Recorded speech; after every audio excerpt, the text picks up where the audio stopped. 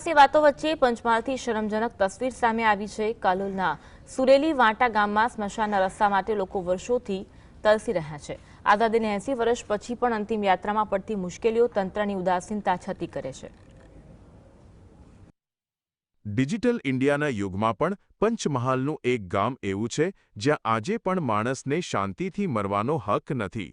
सुरेली वांटा गाममां स्मशान अने रस्ताना अभावे लोकोनी दुर्दशा थई रही छे। आजादीना 8 दायका पछी અહીં સ્મશાન જેવી પ્રાથમિક સુવિધા નથી।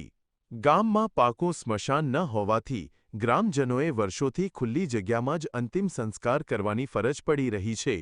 સ્મશાન સુધી જવા માટે પાકો રસ્તો પણ નથી, જેના કારણે અંતિમ યાત્રામાં અનેક મુશ્કેલીઓનો સામનો કરવો પડે છે। રસ્તો છે, કાંટાવાળો રસ્તો છે અને અમારે સ્મશાન નથી।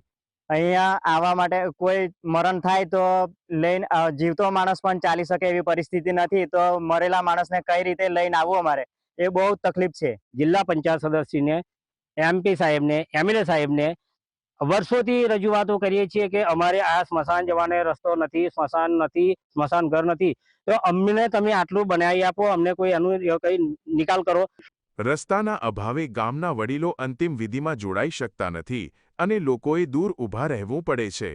બહાર ગામથી આવતા સગા સંબંધીઓને પણ અંતિમ વિદાય વખતે ભારે અગવડતા અને અપમાનજનક સ્થિતિનો સામનો કરવો પડે છે।